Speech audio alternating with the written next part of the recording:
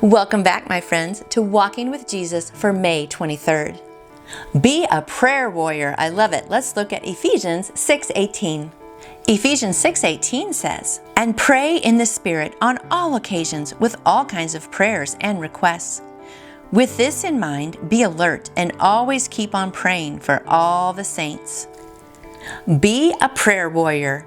Each of us, no matter our age, is equipped to be a prayer warrior. The enemy is real, the battle is fierce, and we're to wear the armor of God, praying always with all prayer and supplication in the Spirit, being watchful to this end with all perseverance and supplication for all the saints. Ephesians 6:18. Is there someone you can fervently hold before the Lord in sustained prayer? A family member, a youngster, a pastor, a neighbor in need, a missionary, a member of the armed forces? Learning to pray for someone as a prayer warrior is an exercise in creativity. How could you go about it? Maybe by writing a biblical prayer every day. Maybe by pacing back and forth in verbal conversation with God as if talking to a friend. Perhaps in finding a prayer partner and interceding for this person regularly. Someone needs your prayers. Your prayers could help them persevere in their walk with the Lord.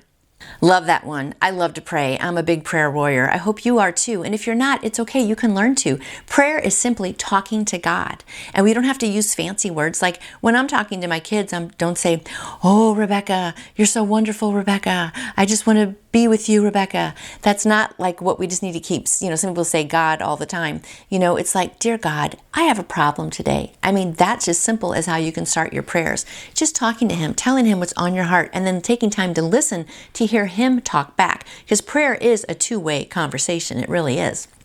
And a couple really quick things. My family, we would always have these prayer journals, and we would pray every Sunday. We would sit around in a circle, and we would let each person say 4 or 5 things, some good things and some prayer requests and needs that they had in their life. We would write those down. Then we would take turns. If we were sitting different ways, whoever's to my right, I would pray for that person. They would pray for the next person around like that. Next time, we'd pray for different people. And then all week, you can open that up and be praying for people. So if you don't have a prayer journal, I encourage you to get a prayer journal to write prayers down about yourself and for other people. If you have a family or other people or a roommate, you can do that with a group of people. And even when you're standing in line at the grocery store, here is a great way to remember, easy way to pray. The 5-finger method. I love it. Your thumb is closest to you, so pray for people who are close to you, your immediate family and friends. Next one is the pointer finger. Who has pointed you to Jesus? That'd be your pastor, your youth leader, maybe a missionary, maybe a friend of yours that pointed you to Jesus.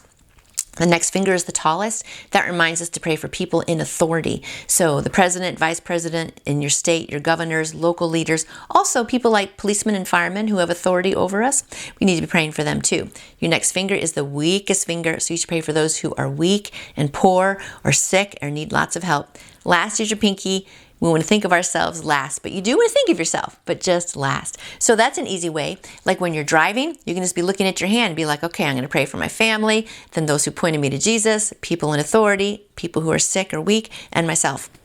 You can pray anytime. You can pray when you're in the grocery line. People don't know what you're doing, right? You can still be communicating with God. So there's no excuse not to pray, my friends, because there are minutes throughout our day that we can sneak prayers in. But I hope that you take time in the morning to sit and actually pray. And listen. You got to listen while you're praying because He will speak to you and tell you what to do. So enjoy praying today. If you've never tried it, give it a shot.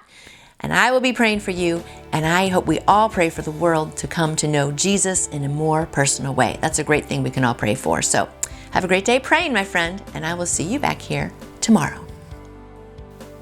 And you can order your own copy of Walking with Jesus by Dr. David Jeremiah by going to davidjeremiah.org or by calling Turning Point at 877-998-0222. And I would love to answer any question that you may have about faith in Jesus. Let's get stronger this year in 2024. You can contact me through my website, nancyjoytoyou.com. And I hope you have a wonderful day growing your faith in Jesus.